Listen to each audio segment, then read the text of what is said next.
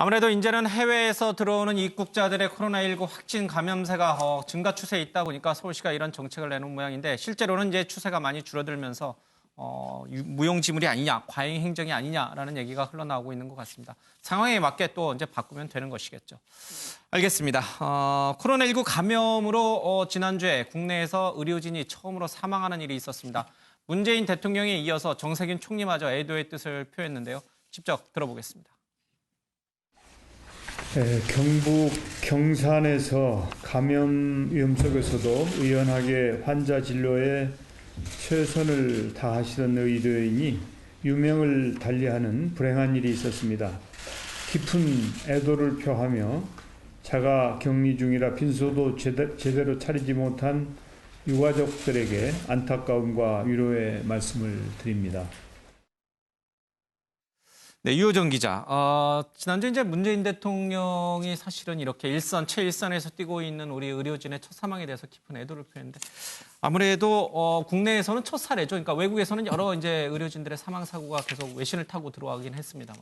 네, 그렇습니다. 이 의료진 중에서 환자를 돌보다가 감염이 되고 그리고 사망까지 이르게 된 것은 첫 사례인데요. 그 때문에 이제 정부도 의료진 보호 대책을 추가로 계속 내놓고 있습니다. 그런데 일단은 이 내과 의사분인데요. 이 코로나19 치료를 정식으로 한 건 아니고요. 그러니까 내과 개인 병원에서 환자를 진료를 보고 있었는데 이제 본인이 진료를 한 그 일반 환자가 알고 봤더니 이제 코로나19 확진자였던 거죠. 그래서 이제 접촉자로 분류가 돼서 최종적으로 확진 판정을 받았고요. 이 지난달 말에 상황이 급격히 악화되면서 집중 치료를 받다가 끝내 지난 3일에 숨진 사례입니다.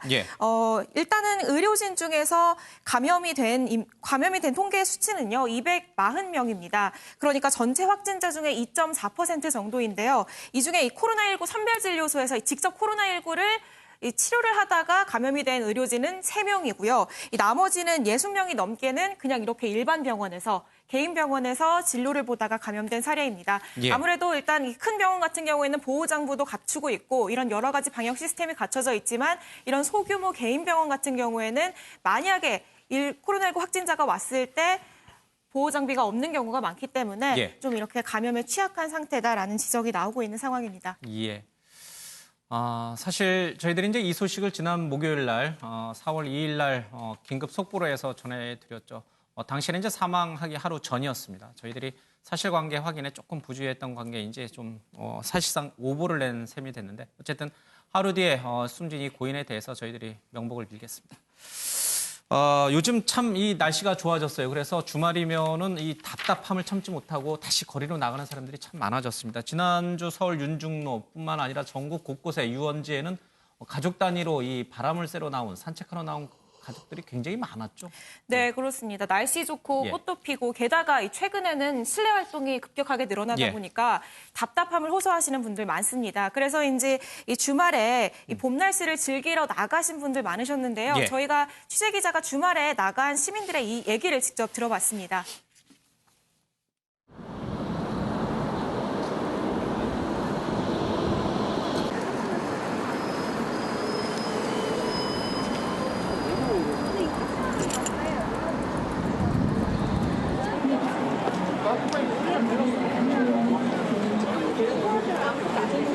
안전거리 2m 이상 간격을 유지해 주세요. 좀 너무나 답답하고 그러니까 운동이라도 한 시간 하려고 부부가 이렇게 나왔습니다. 여자친구 집 근처라 벚꽃이 핀 거를 알고 있어서 나오긴 했는데요. 좀 그래도 네, 사실 이런 일반적인 산책을 하는 거는 나쁜 게 아닙니다. 실제로 정부도 그러니까 자연적으로 1, 2m 정도의 거리 두기가 가능한 이런 산책은 가능하다라고 얘기를 했습니다. 그런데 문제는 그러니까 벚꽃이 피고 사람들이 많이 모이는 곳 같은 경우에는 사람들이 많이 모이게 되다 보면 자연스럽게 거리 두기가 불가능해지는 상황이 되다 보니까 저런 축제가 벌어지는, 그러니까 꽃이 많이 피는 사람들이 많이 모이는 지역은 조금 자제해달라라는 상황이거든요. 실제로 윤중로 같은 경우에는 조금 전에 영상에서 보시다시피 도로를 아예 폐쇄했습니다. 그래서 이제 거기에 벚꽃 축제를 방문한 사람들은 돌아가야만 하는 그런 상황이었는데요. 문제는 이 통제된 곳을 벗어난 일부 지역들로 이제 오히려 다른 이제 주변들로 사람들이 모이던 예. 상황이었던 거죠. 그러니까 아무래도 좀 답답한 마음에 이렇게 여러 이 꽃놀이를 즐기러 오시는 분들이 많은데 당분간은 예. 좀 사회적 거리두기를 해야 할 것으로 예. 보입니다. 유명한 꽃길이라든지 아니면 관광지, 유원지 쪽은 모두 폐쇄를 했습니다만은 그럼에도 불구하고 이 동네에서 가까운 곳 주변으로 지역 주민들이 대거 가족 단위로 몰리고 있습니다. 사회적 거리두기가 무용지물로 끝나고 다시 또 이 코로나19가 확산하는 건 아닌지 이제 굉장한 우려가 조금 나오고 있습니다. 주말에는 이 서울 도심 곳곳에 있는 이른바 나이트클럽 이런 데 젊은 층이 굉장히 많이 몰리고 있다면서요. 네, 실제로 뭐 홍대나 강남 등 이런 클럽 지역에는 들어가기 위해서 입장 줄이 길게 늘어선 상황들이 포착이 되기도 했습니다. 아무래도 이제 젊은 층들이 이런 곳들을 많이 방문하고 있는 것으로 보이는데요. 그런데 당분간은 조금 괜찮을 것 같다 싶더라도 사회적 거리두기를 잊지 말아야 한다는 점을 다시 한번 기억해야 될 것 같습니다. 저희들이 외신을 통해서 미국 마이애미 해변에 젊은 미국 젊은이들이 모여서 이렇게 축제를 즐기고 파티를 즐기는 모습을 보면서 굉장히 질타를 많이 했는데 사실은 그럴 만한 상황이 아니었군요. 우리나라 자체도 이미 저런 상황이었다는 것을 보면서 좀 걱정스럽습니다. 반면에요, 또 이런 상황에서 좀 슬기롭게 이렇게 사회적 거리두기를 유지하고 있는 사람들도 있습니다. 결혼식장에서 온라인 결혼식을 하기도 하고요. 벚꽃 구경도 온라인으로 하는 그런 세상이 좀 열렸습니다. 문화스포츠부의 조희로 기자가 주말에 이런 기발한 아이디어로 사회적 거리두기를 실천하고 있는 현장을 다녀왔는데 먼저 영상으로 보겠습니다.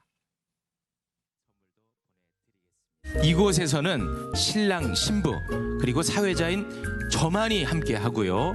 하객분들은 각각의 집에서 영상을 통해서 오늘 결혼식을 지켜보고 축복을 해 주시겠습니다. 텅 빈 예식장. 신랑 신부가 둘만의 결혼식을 올립니다. 일가 친척이 대구에 살고 있어 급기야 결혼식을 온라인으로 진행한 겁니다. 가수 박명수 씨가 온라인 결혼식을 축복하기 위해 깜짝 등장해 축가를 불렀습니다. 부모님의 축사는 물론 하객과의 기념 촬영도 모두 온라인입니다. 코로나 잘 버티면서 행복하게 잘 살아줬으면 좋겠습니다.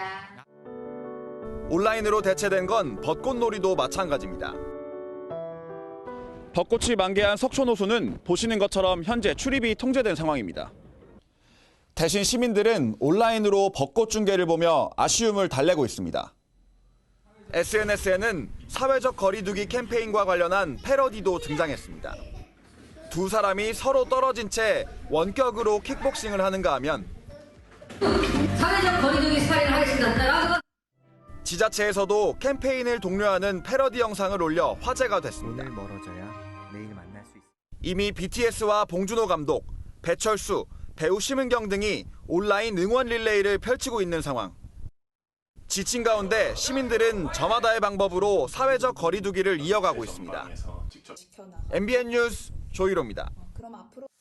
네, 조희로 기자 영상까지 봤습니다. 유영걸 의원님. 지금 두 가지 모습을 봤어요. 사회적 거리두기를 하자라고 굉장히 강조를 하고 있습니다만 답답함을 참지 못하고 꽃길로 또 유원지로 쏟아져 나오고 있는 또 강남에 있는 클럽으로 모이고 있는 그런 모습을 하나 봤고 또 하나는 이제 뭐 일가족 친척이 대구에 살다 보니까 특히 결혼식이 있는 서울로 이제 오라고 할 수 없어서 온라인 결혼하는 모습을 봤는데 어느 쪽이 잘하는 거예요? 당연히 온라인으로 하는 거죠. 사회적 거리를 두기를 적극적으로 협조해야죠. 저도 주말에 결혼식, 장례식 있었습니다만은 다 부의금, 축의금 온라인으로 보내고 그냥 전화로 축하한다고 하고 치웠습니다. 그거 다 모여서 어떻게 하겠습니까? 이게 코로나19가 치료제도 없고 백신도 없고 아무것도 없어요. 유일하게 할 수 있는 거는 서로 사람 간의 사회적 거리두기입니다. 그래서 옛날에 이승만 대통령이 뭉치면 살고 흩어지면 죽는다고 그랬잖아요. 그거 바꿔야 됩니다. 흩어지면 살고 뭉치면 죽는다. 지금 방법이 없잖아요. 치료제도 없고 아무것도 없으니까 지금 코로나19가 두 가지가 걱정이 돼요. 하나는 해외 유입. 지금 서울에서 확진 환자가 563명인데 그중에서 203명이 해외 유입이에요. 36%가 해외 유입. 해외 유입을 잘 차단해야 되고 또 하나는 지역사회에 잠복하고 있는 감염자입니다. 이 확진자 중에 5 내지 10%가 지역사회에서 보이지 않는 감염원이 없는 그런 확진자가 5 내지 10%가 지금 돌아다니고 있거든요. 그걸 어떻게 하면 막을 수 있겠습니까? 증상도 없는 사람을. 사회적 거리두기를 우리가 좀 힘들더라도 지금 2달 해서 지쳤어요. 저도 뭐 주말에 집에 있으니까 좀 있으셔 죽겠던데 가급적이면 외출을 삼가하고 청 답답하면은 좀 사람 없을 때 새벽이나 밤늦게라든지 좀 외진데를 잠깐 좀 나갔다 온다든지 이런 식으로 전 국민적인 협조가 필요하다 이런 생각이 듭니다. 오늘 아침에 지하철에서 출근길에도 보니까 아직 마스크 안 쓴 사람이 세보니까 한 10%는 안 썼더라고요. 그런 사람도 있군요. 여기 만원 지하철에서도 안 쓴 사람은 안 쓰더라고요. 그거부터 좀 빨리 좀 그 정부에서 강력한 좀 행정 조치를 하든지 좀 대책을 세워야 되지 않느냐 이런 생각을 저는 해봤습니다. 사실 오늘 저희가 깊게 강조는 안 했습니다만은 굉장히 의미 있는 날입니다.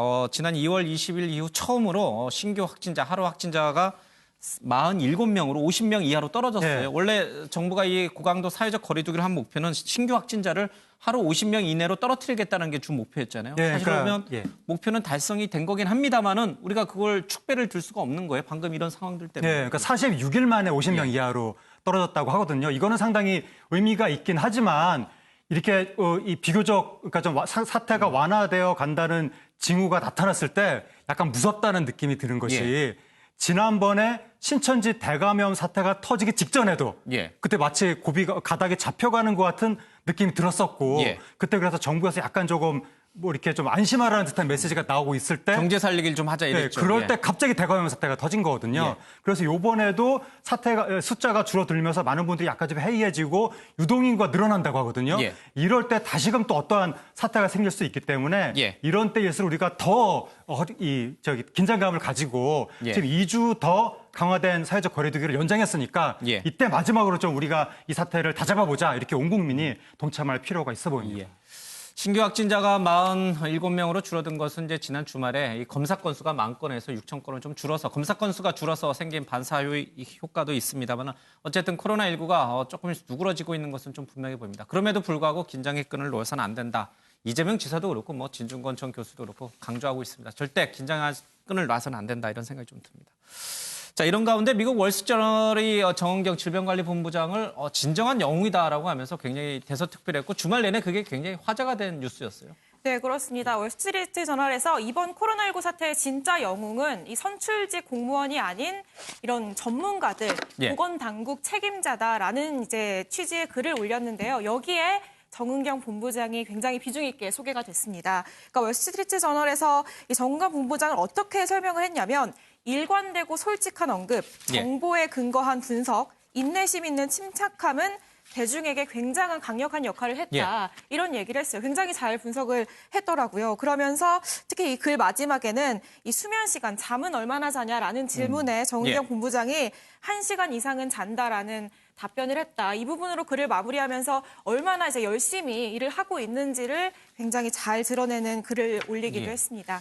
월스트리트저널 기사를 보면은 정은경 본부장이 처음 코로나19와 관련돼서 브리핑을 할 때 입고 나왔던 밤색 계열의 코트가 있었습니다. 근데 그 코트를 그 다음부터는 볼 수가 없었다. 이제 우리로 치면 이제 민방위 옷이죠. 이렇게 좀 관리하기도 쉽고 좀 때가 묻어도 계속 입을 수 있는 민방위 관리복으로 갈아입은 정은경 본부장의 그 스토리를 아주 상세하게 보도를 했더라고요. 네, 굉장히 칭찬을 많이 했죠. 뭐 각국의 대응 잘한 나라 몇 개 소개하면서 그 정치인이나 공무원 정치인이나 뭐 선출직보다는 공무원들이 이렇게 잘했다 하면서 이번에 한국으로서는 정은경 질병관리본부장을 얘기했죠.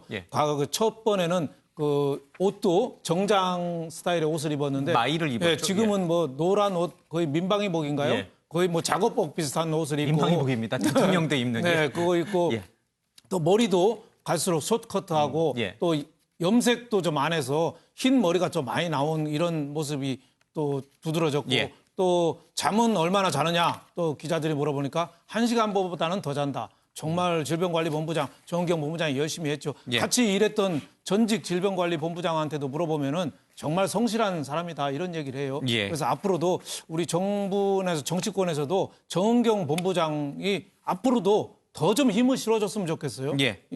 질병 코로나19에서는 당신이 대통령이야 이런 식으로 해서 더 지금도 정책적인 판단을 뭐 대통령이나 총리가 나서는데 그분도 좀 더 빠지고 정은경 질병관리본부장한테 더 좀 힘을 좀 실어줬으면 그런 생각이 좀 듭니다. 그런데 정작 정은경 본부장은 언론에 나서는 걸 좋아하는 것 같지는 않습니다. 공식 브리핑 외에는 언론 인터뷰를 전부 사양하고 있고요. 또 뭐 정치적인 어떤 그런 이해관계라든지 이익을 표출한 바가 전혀 없습니다. 그래서 더 이제 영웅이라고 칭송받는지도 모르겠습니다. 이분들 외에 일선에서 뛰고 있는 의사들, 간호사들, 이 영웅들이 많이 있습니다. 이 코로나 사태가 끝나고 나면은 저희들이 백서를 통해서 그분들의 업적을 좀 기렸으면 좋겠다 이런 생각도 좀 듭니다.